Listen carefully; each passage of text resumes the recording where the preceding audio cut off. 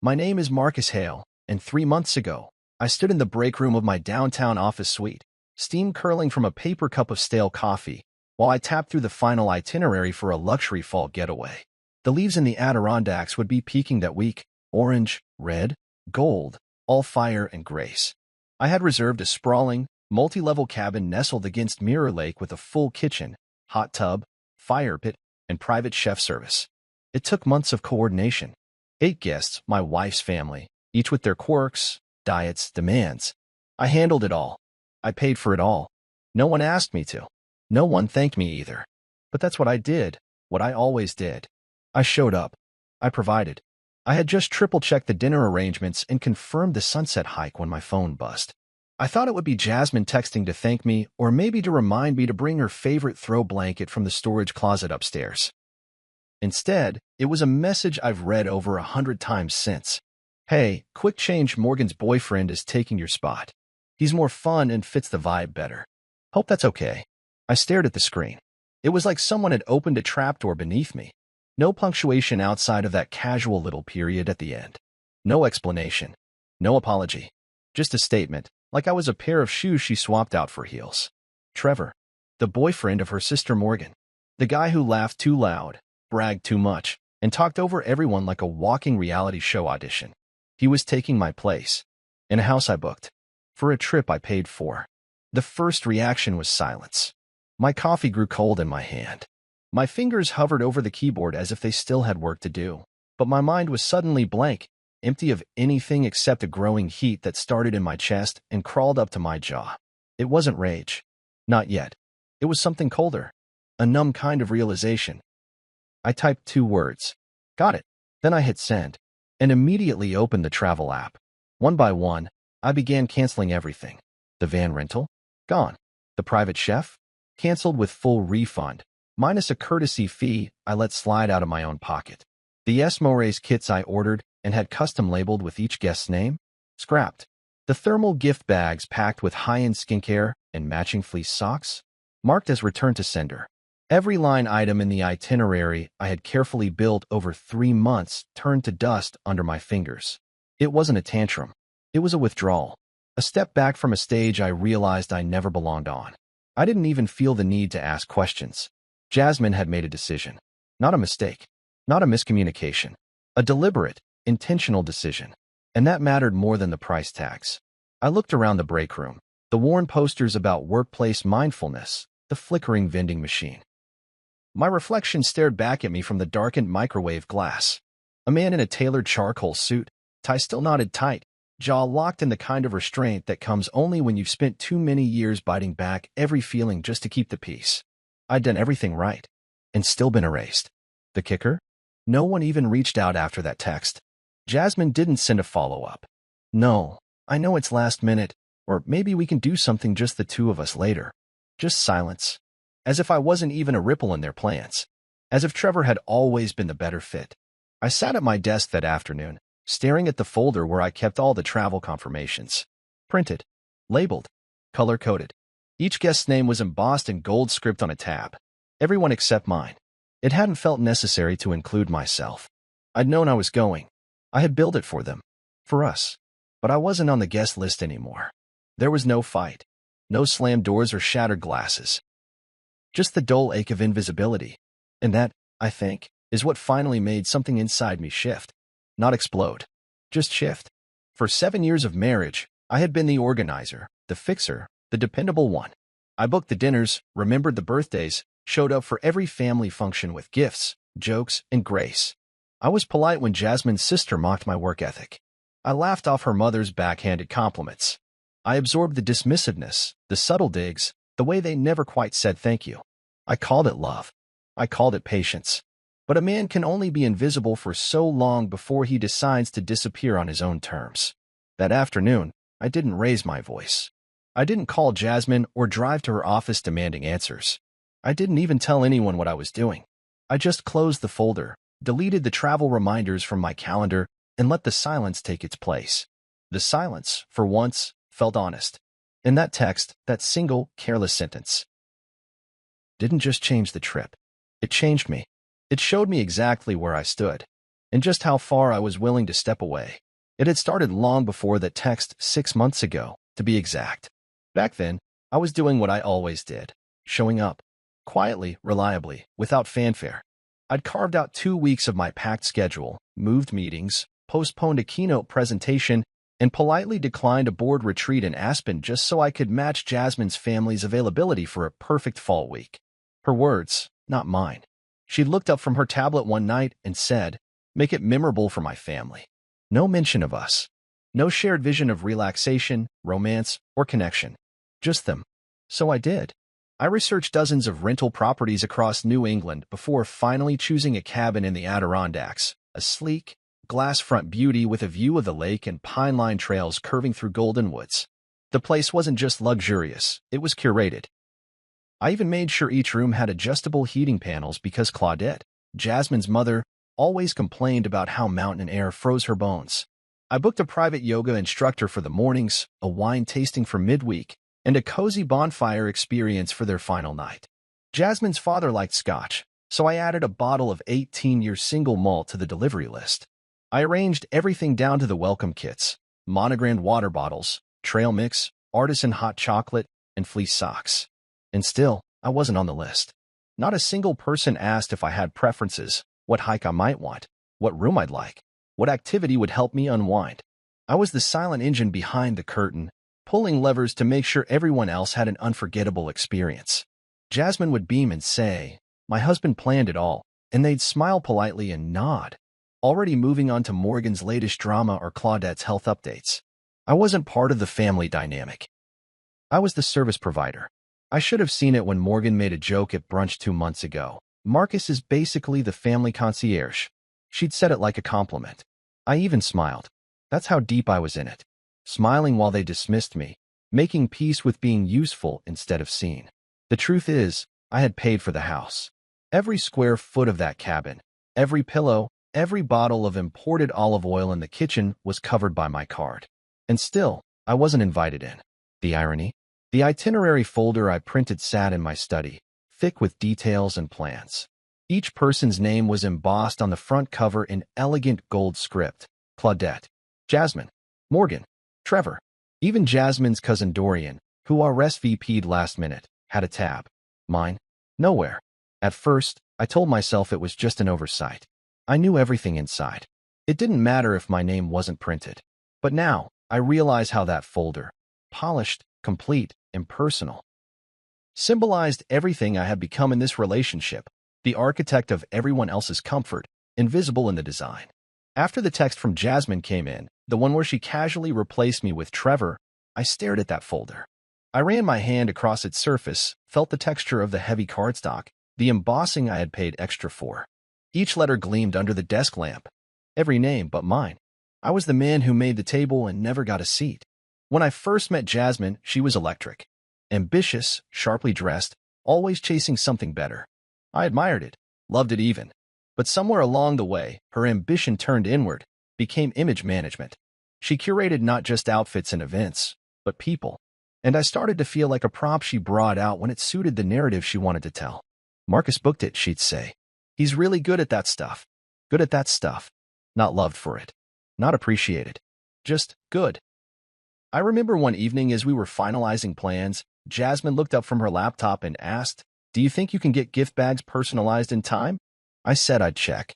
She nodded like she was giving a directive at work, not talking to her husband. "Make sure Morgan's is pink, she hates green." And that was it. Not a question. Not a thanks. Not even a glance. I gave her what she asked for. What they all wanted. But they never gave me what I needed. Space. Voice. Presence. Trevor wasn't replacing me because he was better. He was replacing me because he was louder. More amusing. A distraction. He fit the vibe, as Jasmine put it. That phrase stayed lodged in my chest like a splinter I couldn't reach. So I sat in my office that night, lights low, and stared at the trip folder one last time. Then I opened the drawer and slid it in. I shut it softly, not like a slam, but like a decision, final and clean. Let them have their fun. Let them vibe with Trevor. But they wouldn't do it with my money. Not anymore. The funny thing about betrayal is that it rarely announces itself. It doesn't arrive with flashing lights or thunderclaps. It comes dressed as a joke. A boomerang post. A reflection in someone else's smile. It sneaks in during the quiet moments and stays longer than it has any right to. I was in the middle of responding to a client email when my phone lit up with a notification from Instagram. I hadn't opened the app in weeks, maybe longer. But there it was, Morgan's story, tagged and already playing in preview before I could decide whether I wanted to see it. The caption said, "Best fam trip ever. Fire fire kiss mark 100 points." No punctuation, just noise. Fake enthusiasm wrapped in emojis. The video was 10 seconds long, a shaky loop of the cabin porch I booked, the lake sparkling in the distance. Laughter in the background. Voices layered over one another. And then, right at the edge of the frame, I saw him. Trevor. Holding Morgan's phone, his face reflected clearly in the cabin's glass door. Wearing my hoodie. The navy blue one I had specially embroidered with Adirondack Escape on the sleeve and a small golden leaf on the chest. I had ordered 8 of them. For the guests. For my wife's family. I was never supposed to see that moment. It wasn't posted for me. But it landed harder than any direct insult ever could. They didn't call to say sorry. Not one of them. Not Jasmine. Not Morgan. Not Claudette. No one asked if I was okay, or why I had sent that 2-word reply and vanished from the trip I had built. That silence. It said everything. I sat still for a long time, letting the video play again and again until the sound felt like static.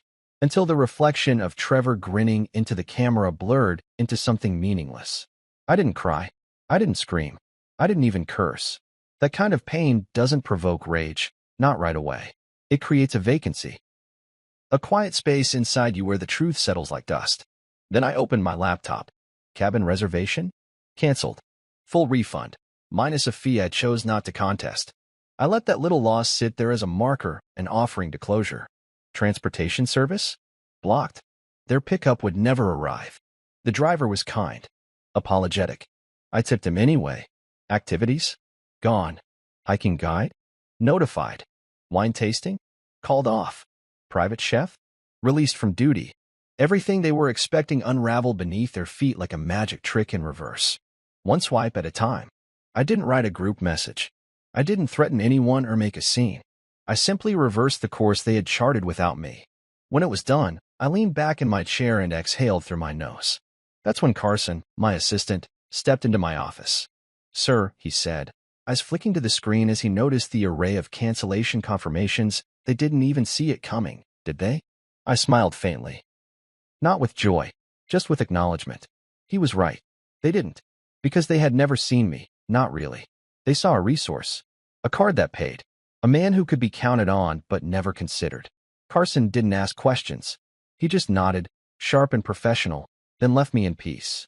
That moment with him, brief as it was, meant more than anything Jasmine had said to me in the past month. Later that evening, I got a call from Marisol, a friend I hadn't spoken to in weeks. She worked in event planning and had once collaborated with me on a charity gala. We'd stayed friendly, but life had gotten in the way. "Hey," she said, warm and steady. "I saw Morgan's story. Wanted to check in." I was surprised. "You saw that?" I asked. "Oh yeah," she said. "Didn't take long to figure out what they did. And let me just say, you were too good for all that anyway." I chuckled bitterly. "You always did tell it straight." "I told you years ago," she replied. "Jasmine's family acts like you're the valet, like you're lucky to be allowed into the room. But you built the damn room, Marcus. They just showed up." That landed hard, because I knew it was true. Marisol was the first person to ask if I was okay. Really ask. Not out of obligation or politeness, but from a place of honesty. "Can I say something else?" she asked. "Sure. You're not angry enough." That made me pause. I thought I had done something bold. Something that felt like reclaiming my dignity. But her words stuck. Because maybe she was right. Maybe I wasn't angry. Maybe I was just done. That night, I sat in the quiet of my apartment. No TV. No music. Just the hum of the city outside and the ache of clarity settling in. They didn't mean to send the message so loud. But they did. And I heard it. Loud and clear. It didn't take long.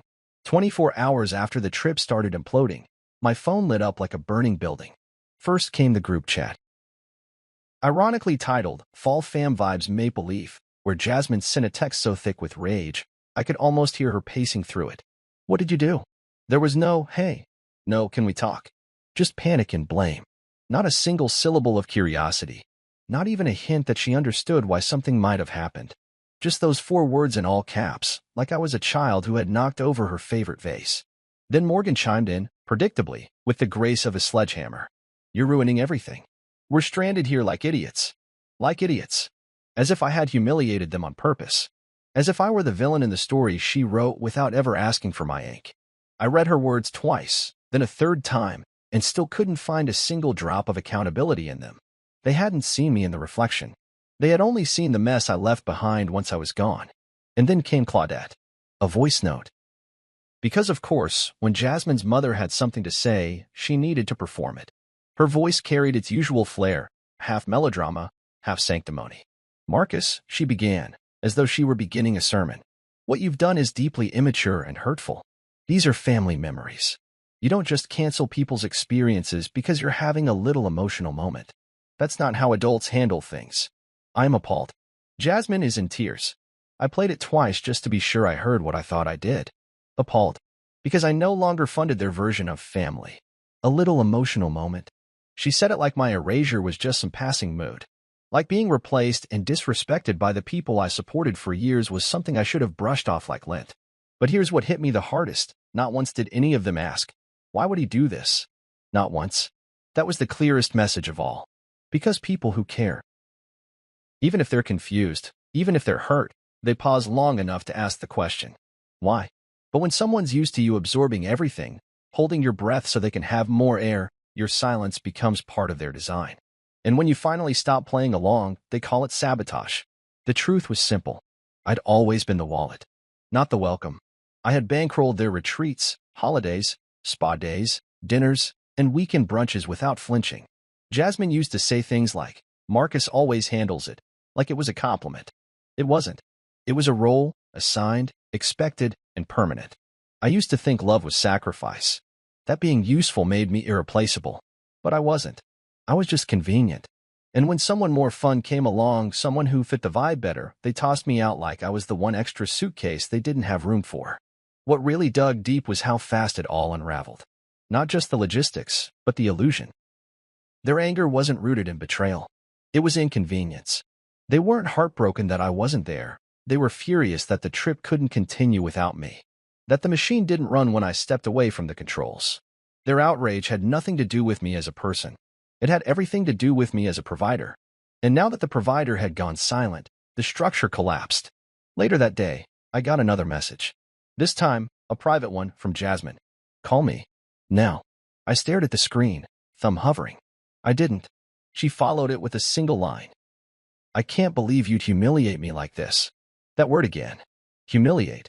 As if humiliation was worse than exclusion. As if her family deciding I was expendable wasn't a slow erosion of dignity I'd been swallowing for years. I typed a reply, then deleted it. Not out of weakness. Out of peace.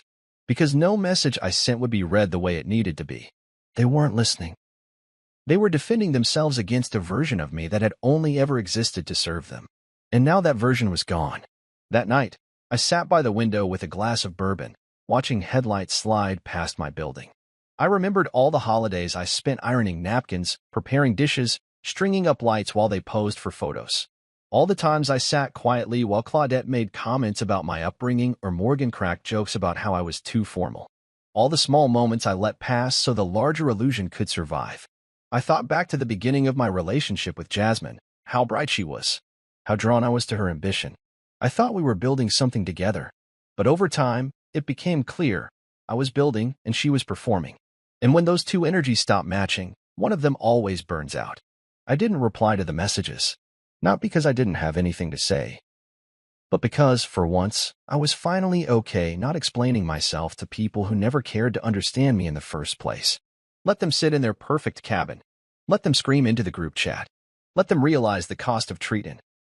It took less than a day after Claudette's voice note for the fire in my chest to stop being a quiet burn and become something else entirely: clarity.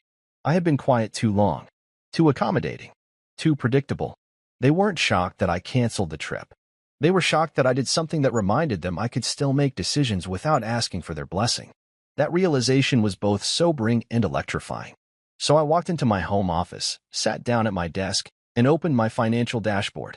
Everything Jasmine had ever tied to me, credit cards, recurring subscriptions, auto pay for beauty boxes, gym classes she rarely went to, those ridiculous bi-weekly ritual facials that cost more than my watch repair.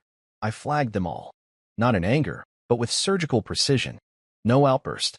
Just a steady unraveling of convenience. I started with the Gold Amex. She had 2 authorized cards under my account. One was used last week to buy a designer purse for the trip. The other? For spa services she planned to share with her sister. I froze both cards with one click. Next, the Netflix account. The one I barely used anymore because every time I opened it, it had her family's profiles, Claudette's Q, Morgan's faves, even one called Trevor Time. That one made me pause.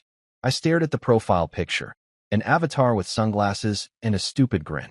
I deleted it first, then the rest, then the entire account. I moved on to our joint cloud storage. Dozens of albums, most of them filled with pictures of Jasmine at events I wasn't invited to, vacations she said were just girls' trips, and dinners where I was the one taking the photo, not in it.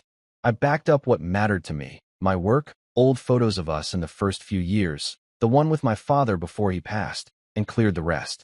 Then I called the bank and initiated a new account. One in my name only. Clean. Private. No more shared PINs. No more, "Can you just transfer some money to cover this?" By the time I was done, the silence in the apartment had shifted. It didn't feel lonely. It felt earned. Like I had finally reclaimed something that was supposed to be mine all along. The next morning, I walked into a boutique travel agency downtown. The front desk smelled like citrus and teakwood, and the receptionist greeted me like I belonged there, which, for the first time in a while, I actually felt like I did. "How can we help you today?" she asked, smiling with eyes that didn't scan me for status or invitation. "I'd like to book a solo trip," I said. "Portugal." She blinked, then nodded with a kind of appreciation I didn't expect. "Any particular region?" "No," I said. "Surprise me." She raised her eyebrows, then grinned. "I like that." As she typed, I watched the screen reflect in the marble countertop. No +1. No family tabs. No group chat to coordinate with. Just my name. My destination. My choice. She clicked confirm, and a single boarding pass printed out on crisp white paper. I carried it back to my office and laid it on my desk, right beside a wedding photo that had been there for years.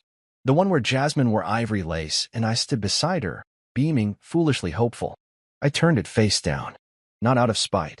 Out of closure. I stared at the boarding pass again. My name printed alone, cindered, clean. Marcus Hale. Not Marcus and Guest. Not Mr. Hale, spouse of Jasmine. Just me. For years, I thought restraint was the higher path. That staying quiet made me strong. That enduring was a kind of nobility. I slid the boarding pass across my desk, watching the sunlight catch the embossed letters of my name, Marcus Hale, like a promise. No one else was on the itinerary. No co-pilot, no +1, not even a placeholder. Just me and an ocean of possibilities. A week earlier, I would have balked at the idea of traveling alone. I'd pictured myself perched at the edge of hotel pools, wondering if anyone cared that I was there. I would have agonized over whom to invite, what people might think, how to justify the expense. But now, as I touched the crisp paper, I realized I'd never traveled solo, never made decisions based purely on what I wanted. I had always threaded my desires through the needle of someone else's expectations. I packed that evening. I folded shirts and trousers, slipped in a lightweight fleece, rolled socks and underwear with military precision, habits from years of business trips. But this time, I added things I'd never packed before: a well-worn journal, a paperback novel I'd read in college, a small photograph of my father and me at Eagle Lake when I was 16. Things that mattered to me. I left the folder containing my canceled trip plans in the drawer. It served as a bookmark in my life, what I had been, what I chose to leave behind. I texted Carson, my assistant, and asked him to redirect any mail or packages here to my new account address. I told him to handle anything that looked like it involved Jasmine. No explanations needed. That night, I slept differently. No alarm set to catch an early flight. No restless half-sleep, wondering if I'd remembered everything. I dreamt of cobblestone streets and windblown cliffs, of tasting pastel de nata in a sunlit cafe courtyard. I woke up thinking of Porto, of hills dipped in terracotta, of bridges arched like promises. For once, I felt excited in a way I hadn't since university, before the wedding, before the endless obligations. The morning I flew out, I stood at the gate, passport and boarding pass in hand, and didn't feel a twinge of regret. Above me, the departure board glowed with destinations around the world, but I only read one: Lisbon. My heart thrummed, and I let myself grin at the thought of what awaited. Over the Atlantic, I opened my journal and wrote the first line: I am here. I am seen. I paused as the engine rumbled beneath me, then scrawled, "This trip is mine." Writing those words felt like peeling off a mask I'd worn for years. I thought of Jasmine's text: "He's more fun and fits the vibe better," and felt only curiosity, not bitterness. I was sad, certainly, but what I felt more strongly was relief. Relief that I didn't have to chase someone else's version of happiness. In Portugal, the air felt different: salt and citrus, laughter from street musicians winding through narrow alleys, the click of sneakers on weathered stone. I wandered without a map, stopping in pastelaria after pastelaria for the flaky custard tarts. I chatted with the baker, the one who donned a bright blue apron, and learned the secret to perfecting the custard's silky center. I haggled with a ceramic shop owner over a hand-painted plate, something I would send to Carson as an apology for making him juggle my old life.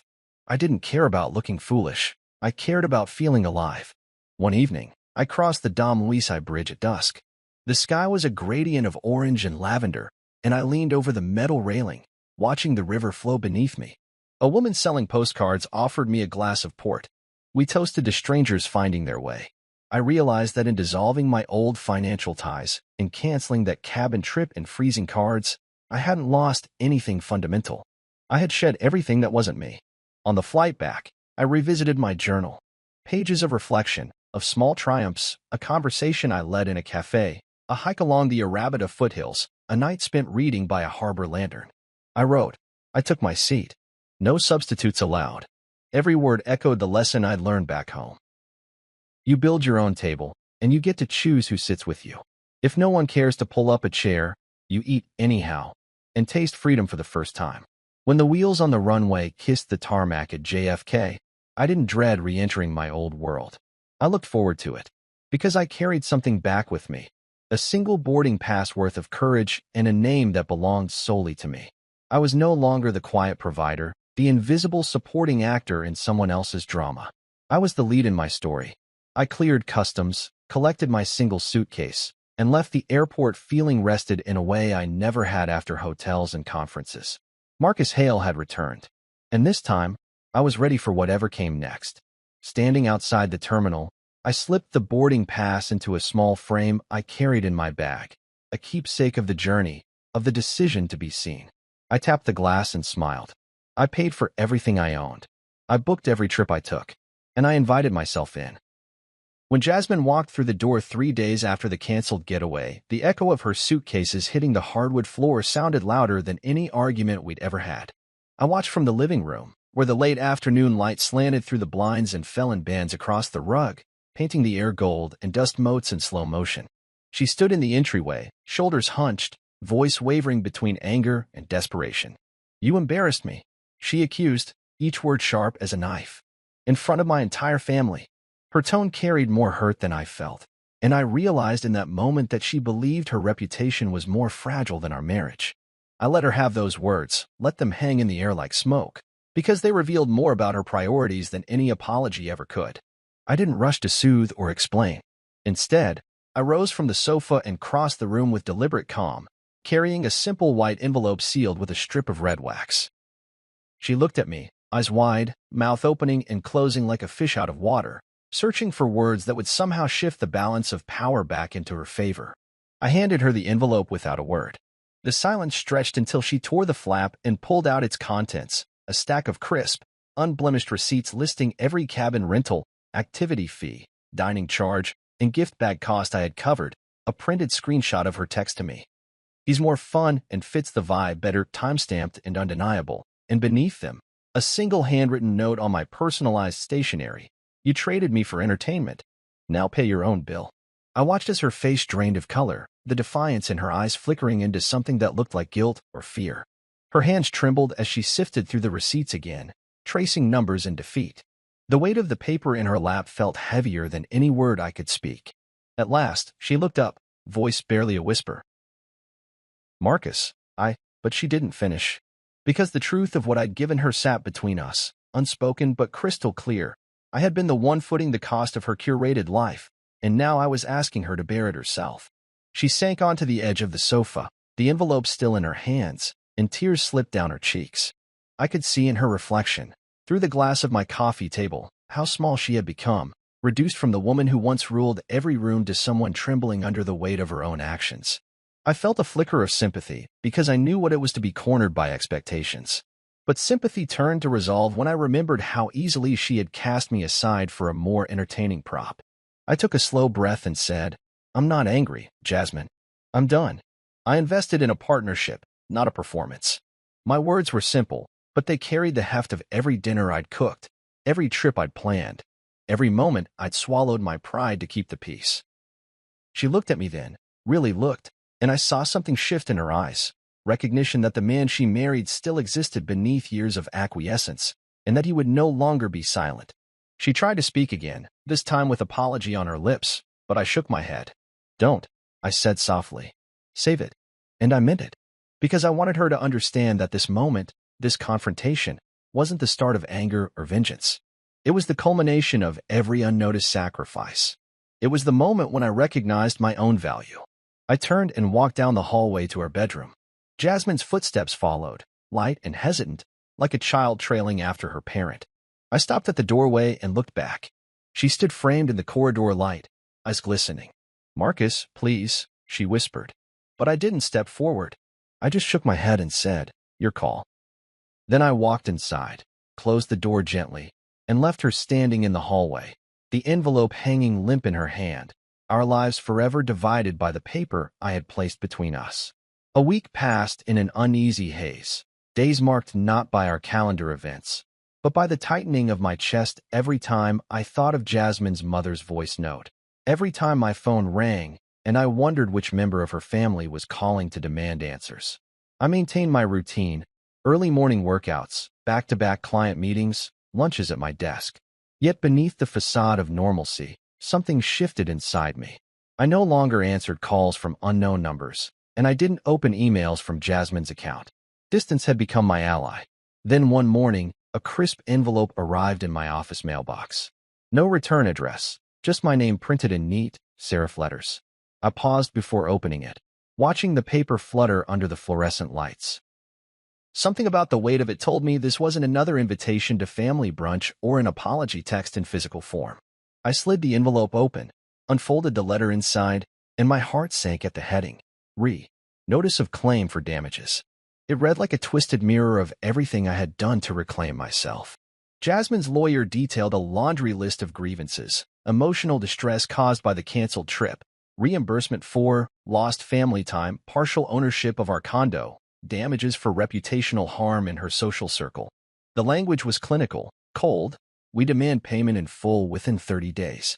Failure to comply will result in further legal action, including liens against Mr. Hale's property." My name appeared again and again in that letter, Marcus Hale, framed not as a person, but as a defendant. I reread it twice to ensure I wasn't hallucinating. My stomach churned, a cocktail of disbelief and anger swirling inside me. They thought this was a game. They thought I would fold under pressure, pay the fees, and slink back into my designated role of provider. But I'd already walked away from that stage. I folded the letter, slid it back into its envelope, and stood with it in my hand, letting the gravity of their audacity sink in. At home that evening, I placed the letter on the kitchen island next to a bowl of fresh fruit and a stack of travel brochures for Portugal. I found Yara Knox's number in my contacts. My attorney, sharp-witted and unflinching. Yara answered on the second ring, as if she'd been waiting for this call. "Marcus, what's up?" she greeted, her voice steady. I took a deep breath. "I have a legal notice. From Jasmine's lawyer. They're claiming damages for emotional distress and want half our condo. They want trip costs refunded and reimbursement for lost family time." A pause. Then Yara's characteristic chuckle, low and knowing. "They're really taking this route. I guess they think I'll blink." Yara sighed. "Let me see the letter. Email it over." And Marcus, they don't know who they're dealing with. Her confidence bolstered me. Within an hour, she had reviewed the letter and responded, "We'll file a countersuit for partition of assets and defend against these frivolous claims. Also, preserve your evidence. The original text message, travel confirmations, all receipts." And that screen recording of Jasmine's text you mentioned you saved timestamped. That will be undeniable evidence. I realized how essential it was. That screen recording I had made the moment the "he's more fun" text landed on my phone. I had done it on a whim, a protective habit developed after years of managing my own business and safeguarding contracts. At the time, I thought it practical, but now it was a shield. I spent the next day gathering everything. I located the unedited screenshot of her text in my cloud storage, copied the timestamp, and printed it. I collected all the receipts for the cabin booking, activities, gift bags, every penny I'd spent. I printed the booking confirmations and cancellation emails showing the refunds issued. I opened my journal where I had noted the exact date and time of each cancellation. I exported the recording of the text message, clear audio and video of Jasmine's initial message, complete with time and date overlays. That evening, I met Yara at her office, a sleek space with floor-to-ceiling windows overlooking the city. She reviewed the documents, nodding approvingly as I handed them over. "This is airtight," she declared. "We'll file a formal financial petition and a motion to dismiss their claims. I'll draft the response tonight. They'll think twice before airing this in court." Hearing her say those words awakened a sense of vindication I hadn't felt in years. I realized I was no longer the invisible provider. I had legs to stand on. I had a voice. Most importantly, I had boundaries. On the drive home, I reflected on how this legal escalation mirrored the events that led here. Jasmine's family had always acted as though my contributions were limitless and unimportant. They assumed I would absorb every slight, every expense, every indignity, because that's what I always did. But this letter proved that even the most dependable person has a breaking point, a moment when they decide their worth is non-negotiable. Back at my apartment, I placed the assembled evidence into a folder embossed with my initials. I sat at my desk, turned on my laptop, and drafted an email to Yara. "Send my response as soon as you can. I want this resolved before it spirals further." I hit send and leaned back, the adrenaline fading into a calm resolve. I thought of Jasmine's lawyer's demand for "lost family time," a phrase so skewed it bordered on grotesque. They wanted to put a price on laughter in a cabin. They wanted to monetize memories I facilitated but never truly belonged to. I realized that the people who valued me only for what I provided could never comprehend my real price, dignity. Later that night, I opened the drawer where I kept my wedding photo, the one with Jasmine in lace and me in my tux, smiling at a future that felt promising once upon a time. I flipped it face down, then placed the printed legal notice on top, covering that image completely. The photo remained there, hidden but not erased. It was a reminder of where I had been and how far I'd come. I closed the drawer and walked to the window, looking out at the city lights. A sense of anticipation filled me, not the anxious kind, but the hopeful kind that comes when you chart your own course. The legal battle ahead wasn't just about money or a condo. It was a declaration. I would protect myself. I would ensure that no one could mistake my silence for weakness again. And as the night deepened, I realized something profound. They thought this was a game. But I had become the player they never saw coming. 2 weeks had passed since I filed the financial partition and divorce intent. In that time, I'd weathered the storm of angry calls, pointed messages, and pressurized attempts at guilt. But the sharpest moment of all was the one I experienced alone, in my office, when something, or rather someone, finally spoke volumes without uttering a single word. It was late afternoon. My desk lamp cast a warm pool of light across the scattered documents, legal notices, bank statements, and that. I was reviewing a draft of Yara's rebuttal, each paragraph a precise jugular strike against their frivolous claims, when my door creaked open. I looked up. Jasmine stood there, framed by the doorway like a specter from a life I used to recognize. Her hair was pulled back, her expression unreadable. She didn't say hello. She didn't ask to come in. She just leaned against the doorframe, hands clasped so tightly in front of her that I thought her knuckles might crack. I cleared my throat. "Jasmine." She nodded once, briskly, eyes darting around the room as though evaluating every detail. My travel brochures for Portugal sat at the corner of the desk, stiff with possibility. The framed boarding pass peeked from a stack of folders. My private bank statements lay open next to hers. It was all laid out, my transformation made visible in printed form. "What do you want?" I asked, my voice calm but firm. I didn't rise from my chair. I didn't invite her forward. She swallowed, then walked in, closing the door behind her. The click of the latch sounded final. She moved to the filing cabinet where I kept extra copies of the inventory list, the receipts and bookings for the canceled trip, and ran her fingers lightly over the smooth surface of the drawers. Then she turned back to me, lips parted as though she might speak, but didn't. Her silence lasted long enough that I felt the weight of it settle between us. Not an apology, not an accusation, not even a question. Just a quiet presence watching me. And in that stillness, everything became clear. No words could capture the depth of what she'd done or what I'd lost. Words would only cheapen it. I unfolded my hands and rested them on the desk. You don't have to say anything, I told her. I can see it. She blinked, head tilting slightly. Her eyes, once so confident and image-conscious, looked haunted now. The wall she built around herself, deflection, blame, performance, had crumbled in the face of my absolute refusal to follow the script she wrote for me. She took a hesitant step forward, her gaze settling on the printed transcript of her text message. I didn't know it was going to hurt you like this, she finally whispered, voice tight. I thought it was just a harmless substitution. I chose not to remind her that harmless substitutions are called betrayals when they come at someone else's expense. Instead, I let my actions speak. I slid the boarding pass frame toward her, so she could see, not just read, that my life had become mine again. The photo of our wedding, a symbol of who I was there, lay face down, obscured. And behind my desk, the trip folder with everyone's names in gold script, minus mine, was gone entirely, replaced by a neat stack of work files. That was the point, I said softly. When you erased me from your plans, I erased myself from your life. She closed her eyes, as though willing herself to understand. A single tear escaped down her cheek. The first genuine emotion she'd shown since this all began. She turned and walked to the window, looking out at the city skyline.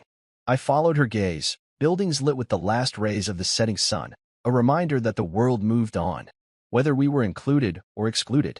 We didn't mean to cut you out, she said, voice small. It just happened. That admission hung in the air like a fragile truth. Words unplanned, unpolished, unpracticed, the kind that slip out when the facade drops. But I had no interest in granting her an escape hatch. That's the problem, I replied, standing up now so our eyes met directly. You didn't mean anything. You let life happen around you. You didn't choose me. You just didn't choose to think about me. Her shoulders slumped. She risked a glance, seeing the resolve in my posture. No longer the accommodating husband, but a man who understood his worth. A man who refused to be incidental. She opened her mouth, closed it, and finally said, I'm sorry. Those two words landed like a dull blade. Better than nothing, but far from sufficient. I studied her face, searching for remorse, empathy, vulnerability. I found flickers of all three, but I also saw fear. Fear that she had lost me. I took a deep breath. Thank you, I said. But sorry doesn't rebuild trust. It doesn't return the days I spent invisible to you and your family. It doesn't refund the emotional debt I carried when I felt I had to earn my place in my own marriage. Her lip trembled. She glanced at the chair beside my desk, as if wanting to sit, to have a conversation she wasn't sure she knew how to begin. I watched her struggle, and in that moment, I realized the story we'd been living was at its end. I need space, I said. I need time away from being defined by your choices or your family's expectations. I need to find out who I am when no one else is watching. She nodded, eyes wet now. I understand. A simple phrase, and yet it spoke volumes, an acknowledgement that our paths were diverging. We stood there in silence, and for the first time, I felt no resentment. Only acceptance. Some things are clearer when no one says a word. When she turned to leave, I didn't reach for her hand. I didn't call out. She closed the door gently behind her, and I listened to the soft click that sealed the space between us, a space I had created so I could finally hear myself think. I walked back to my desk and sat down. The final echoes of her footsteps faded into the hum of the city beyond the window. I looked at the evidence spread out before me, not as trophies of a victory, but as reminders of lessons learned. The man who said nothing had said everything, and in his silence, he found his voice. The morning of the divorce hearing arrived like a pale sunrise filtering through blinds, uncertain and tentative, as though the world itself hesitated at the threshold of this final reckoning. I woke before dawn, the weight of the day settling on my chest like a familiar coat I'd learned to wear.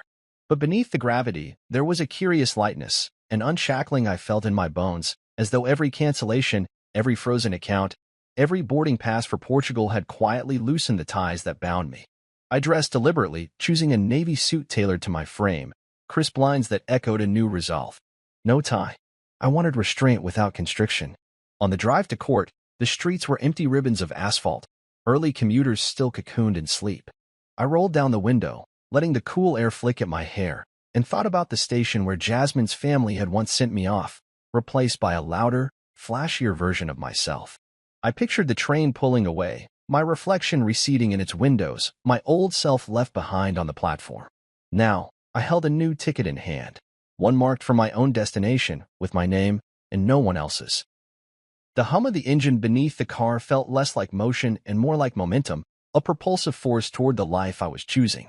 Courtroom hallways have a smell all their own: bleach, lacquered wood, and whispered indignation. Men in dark suits exchanged polite nods. Women with glossy portfolios moved like coordinated flocks, their shoes clicking on marble floors. I signed in at the clerk's desk, and for the first time in months, I didn't flinch. The clerk glanced at my name badge, Marcus Hale, and handed me a waiting number. I slipped it into my jacket pocket, like a token of acknowledgement. I belonged here as much as anyone. I wasn't the peripheral figure in a family drama.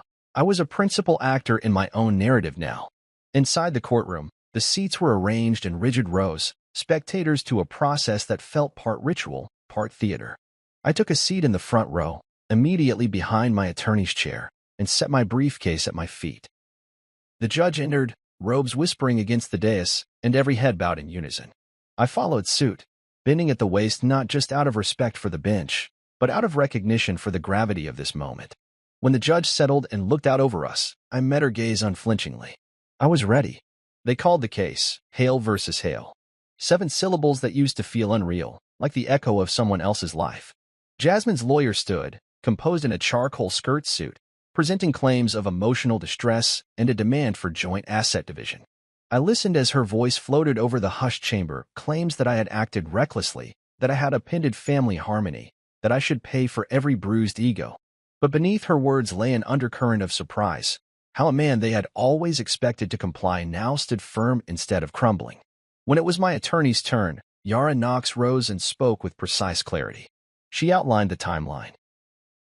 The text message from Jasmine instructing the substitution of Trevor, the pattern of erasure that followed, my measured cancellations, and ultimately the legal partition I filed to separate my finances and protect my rights. She displayed the evidence. The screenshot of Jasmine's text, the cancellation confirmations, the boarding pass to Portugal. Each document bore the markings of truth, timestamps, emboldened names, embroidered logos, and unspooled the fiction I had once accepted about my place in that family. The courtroom air seemed to shift, as if the truth itself pulled on the walls and let them sag.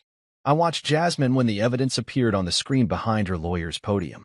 Her cheeks flushed, eyes dropping to her lap, fingers twisting the strap of her purse. I decided then that I didn't hate her. I pitied the armor she had built around her self-image, the blinders that kept her from seeing the person she had stood beside for 7 years. But pity is different from forgiveness.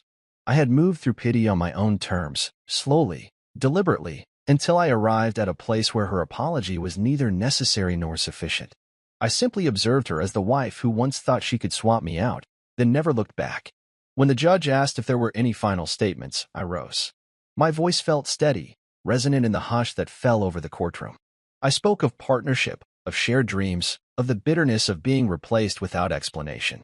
I spoke of boundaries and dignity, of the simple right to a seat at a table I helped build. I did not shatter into tears. I did not plead for mercy. I addressed the room, not as a victim, but as a man claiming his rightful place in the world. Your Honor, I said, I am not here to punish. I am here to protect what is mine, my name, my resources, my dignity. I believe in fairness, in accountability, and in the sanctity of vows when they are honored, and the necessity of letting go when they are not. I closed my statement with a brief nod and returned to my seat, feeling the conviction in my chest like the steady pulse of my own heart. Outside, the verdict came swiftly, a legal separation of assets, a denial of Jasmine's claims for damages, and the acknowledgement that each party would walk away with their own property. As the judge spoke the ruling, I felt a lightness, neither triumph nor relief exactly, but the calm that follows a storm. I shook Yara's hand, gratitude in my eyes, then stepped into the hallway where the sun filtered down through stained glass windows. The colors spilled across the marble floor in fractured patterns, reminding me that life is a spectrum of choices, always refracted by our decisions. Leaving the courthouse, I paused at the entrance and breathed deeply. The city roared around me. Horns, chatter, the distant wail of sirens. I had re-entered a world that moved no slower because of my personal upheaval, and that realization was oddly comforting. I was no longer confined by their expectations, unmoored from the role I had played. Now, every footstep forward was mine alone. I reached into my pocket and felt the edges of my boarding pass frame, its weight a quiet talisman. It had fulfilled its purpose, but I would keep it as a reminder that I choose where I go. No one seats me but myself. I hailed a cab and slipped inside. The driver glanced at me in the rearview mirror. "You all right, sir?" he asked kindly. "Better than ever," I replied, meaning it. The cityscape unfolded through the window like an open map, routes uncharted and possibilities unbound. As we pulled away, I felt neither regret for what was lost nor nostalgia for who I used to be. I felt only a steady pulse of anticipation for what lay ahead, my own destination, finally chosen and undeniably mine. 6 months later, I stand at the floor-to-ceiling window of my minimalist loft, watching the river flow beneath the early morning light. The water's gentle current is a world away from the storm I left behind. Sunlight splashes across the concrete floor and warms the smooth steel of my kayak, which rests on its rack by the wall, silent witness to how far I've come. I breathe in the clean air of my new life, unburdened by choreographed family events or the ever-present hum of obligation. When Jasmine's messages appear on my phone, short, tentative texts like, "You've changed," or "Are you okay?" I read them, then set the phone aside. I don't delete them. I don't reply. I save them to remind myself that freedom isn't absence of connection. It's choosing which connections matter. Here, in my own space, I've traded rehearsed interactions for genuine moments. Morning runs along the waterfront, impromptu coffee with friends who know me without filters, and evenings spent reading or sketching plans for the next solo adventure. My calendar no longer holds family happy hour or picked up gift bags. Instead, it lists hikes I've joined through the local club, board meetings for a nonprofit I co-founded, and occasional trips where I'm both traveler and guest, not the silent sponsor. I remember how I once believed that orchestrating someone else's joy was proof of my worth. Now I know true worth is found in the joy you allow yourself to feel. I walk over to the console table where a single postcard leans against a photograph. The photo is of that solitary boarding pass, framed and displayed. Edges perfectly parallel, names centered, a declaration of self. Next to it is a postcard I picked up in Porto, painted in vibrant blues and terracottas. The Dom Luisi Bridge at dusk, arches glowing like embers. I turn it over and read my own handwriting. To remind me that every journey starts with choosing your own path. I smile, finger tracing the ink. Most mornings, I take my kayak down to the river. Today is no different. I slide on a lightweight jacket and pull on water-resistant shoes. Outside, the autumn air is crisp, leaves drift in the breeze. I carry the kayak down the stairs, pad by pad, each step a ritual of freedom. At the riverbank, I pause, gaze upstream, and slip into the cockpit. The moment I push off, the city noise recedes, replaced by the gentle lapping of water against hull. I paddle in slow, rhythmic strokes, letting the current guide me. For the first time in years, I move forward without looking back. During a break beneath an overhanging willow, I think about how performance used to define my life. How I once choreographed every gesture to fit a certain image: perfect husband, perfect host, perfect provider. But performance requires an audience, and I found myself giving shows for people who saw me only as background decoration. Those days are gone. In my kayak, alone on the water, I realize peace isn't an act. It's a choice, a quiet decision to honor your own needs, to reject scripts that don't fit. I think of that sticky note on my mirror at home. Never beg for a seat at a table you built. Every morning, I read it aloud in my mind. It's not a threat. It's a promise. To myself, a contract of self-respect. I no longer question whether I belong. I simply sit, wherever I choose, and feed my hunger for authenticity. On the riverbank at midday, I haul the kayak out and dry it with a towel. I walk to a nearby cafe, wooden tables scattered on a sunlit terrace. The barista, Cara, greets me by name and sets a mug of black coffee in front of me without asking. I open my journal and jot down notes. Idea sketches for a solo writing retreat in the mountains, a proposal to organize a charity paddle event, reflections on today's route. The pages are a testament not to obligations but to ambitions that honor my soul. By afternoon, I'm back at my desk in the loft, reviewing plans for my next trip, this time to Patagonia. I line up flight options, research local guides, sketch an itinerary that excites me because it's for me, not anyone else's vibe. My phone buzzes again. Another message from Jasmine. I hope you're doing well. I pause, consider typing a response, perhaps a simple thank you. But I think of the boundaries I've set, the peace I've claimed. And I let the message rest unread, another reminder that some invitations no longer serve me. Evening falls with gentle inevitability. I prepare dinner, roasted vegetables, baked salmon, a simple meal that nourishes without ceremony. I pour a glass of wine and settle into the leather armchair by the window. The city lights shimmer across the water, each reflection dancing like a possibility. I turn on soft jazz and let the notes wash over me. In this moment, I'm at ease, not performing, not proving, just being. When I finally stand to stretch, I glance at the framed boarding pass and the Porto postcard on the console table.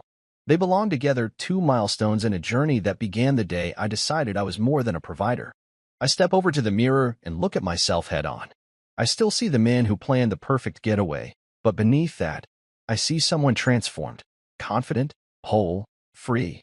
I read the sticky note mentally once more. I do not beg. I do not audition. I choose. And that choice, made every morning and every day since, has become my greatest adventure.